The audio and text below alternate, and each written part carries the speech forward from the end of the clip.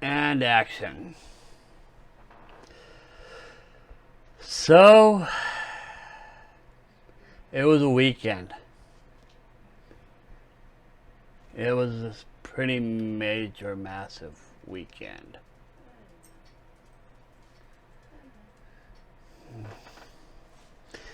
Um, we didn't release anything new this weekend that wasn't already recorded because we kind of had a tragedy happen this weekend.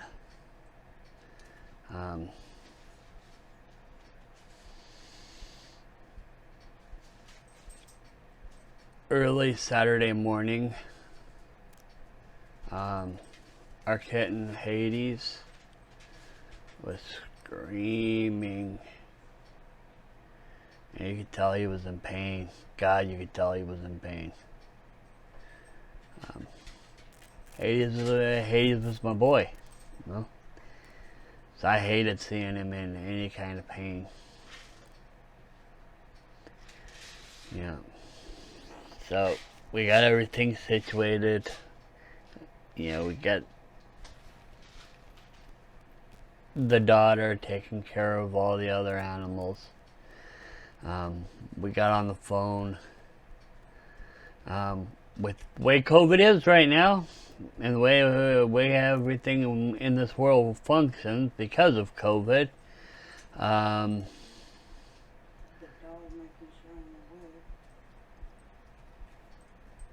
the doctor's offices, when we started calling around,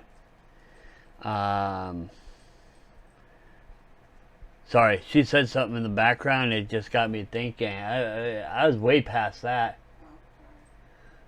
I'm like, wait, what? I mean, yes, the dogs made sure you woke up. No, Nemo was growling at you.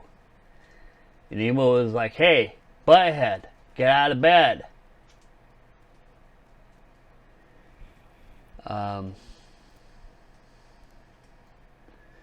You know. So, anyway, where was I? Because now I'm just totally screwed up here. Doctor's offices. Oh, yeah. So,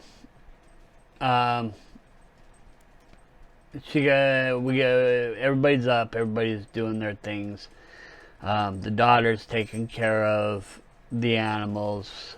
I'm taking care of Hades while Rose is on the phone calling. You know, I swear to God, she's went through about five vets because COVID. You know, you can't just take the animal and go anywhere. You have to call. You have to make sure that they have availability. You have to make sure that they're seeing the animals. You know. That's when I got directed to animal hospital. And now our vet was open. Okay, so don't get me wrong. The vet we normally go to was open. Okay, but they were booked solid, and they told us to contact their partner clinic. The partner clinic had us contact this one emergency clinic. The emergency clinic had us contact the emergency pet hospital. Bottom line is this: it takes a lot of looking to find somebody that's willing to see your pet on a very short-term basis. You know, during an emergency, it's not like dealing with people.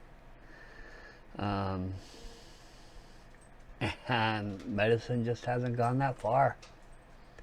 Pet medicine is not equal to people medicine. You know.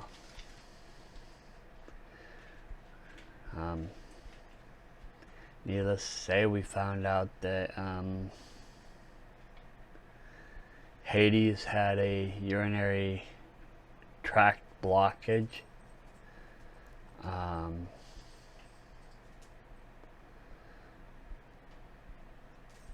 It was poisoning the inside of his body slowly. Been a slow and painful death. They could have done surgery, which could have fixed the issue short term. And when I'm talking short term, the doctor said weeks to months before we possibly would have to have this surgery again. Okay, which means that Hades would have been on pain meds and it wasn't guaranteed to work.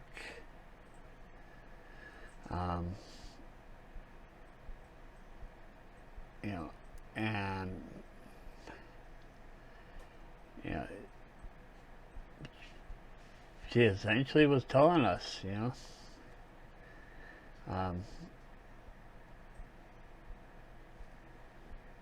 because it's a demanding surgery and it's a high-end surgery and it's a surgery that could have to be repeated over and over and over again.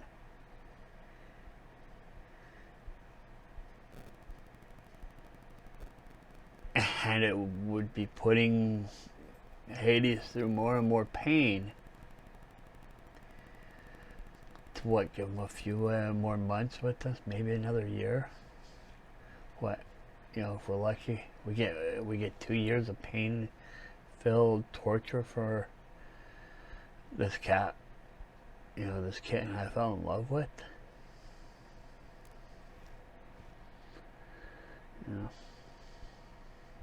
And none of it was guaranteed.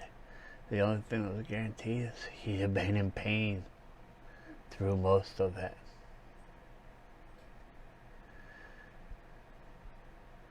She said, don't feel guilty. This is one of those things where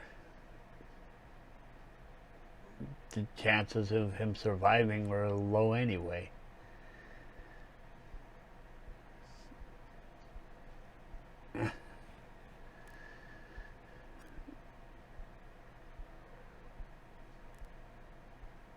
And I couldn't see torturing a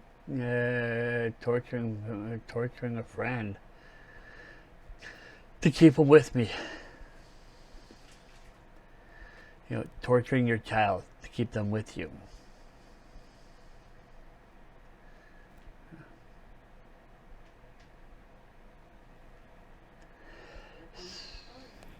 Huh? Yeah. So, Ares is his biological brother. So now we're worried that,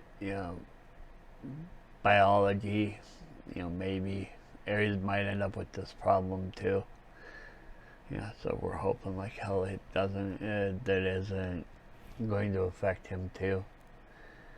But Ares is being really, really talkative. And he's very, very clingy right now. So,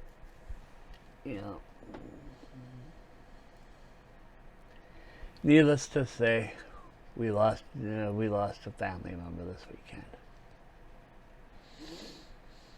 and we're all learning how to adjust with it.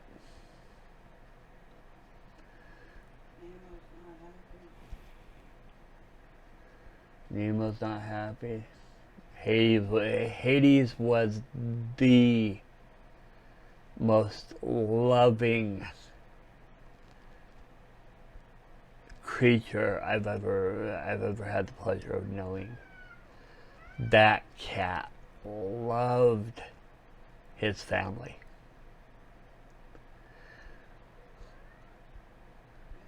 He wanted to cuddle everybody. Including in- point he thought he was a dog. including the dog, who he just thought was, his big brother. He cuddle up with him, purring contently. Nemo go and eat out of the dish, out of the dog dish. Hades would come up and start trying to eat underneath of Nemo. Anybody else tries to eat at the dish, Nemo growls. Hades came up to eat at the dish, Nemo let him do it.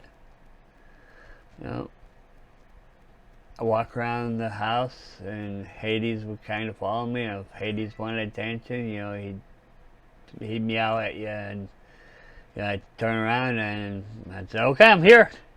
I open up my hands, say, "I'm here, come on." And he'd jump up into my arms, and they'd cuddle up on my chest. Huh? He was a dog in a cat's body. Yeah. A dog in a cat's body with amazing leaping skills. Well, dogs leap like that, though, don't they? Well, they leap up on you. They don't leap up into your arms. A dog base side leaping up into your arms. So he was half and half.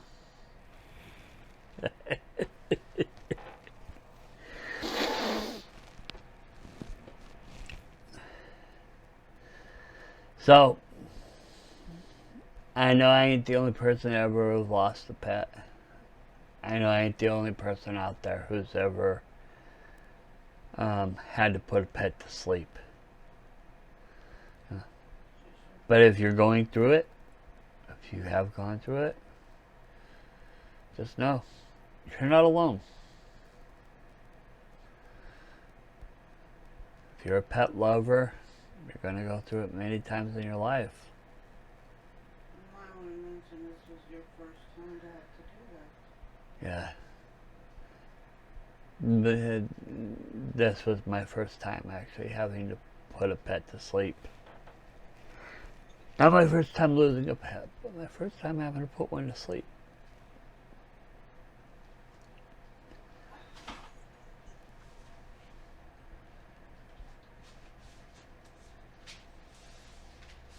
Yeah.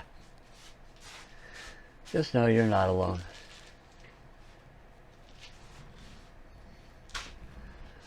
And Hades, rest in peace, buddy. We love you. Take care, everybody.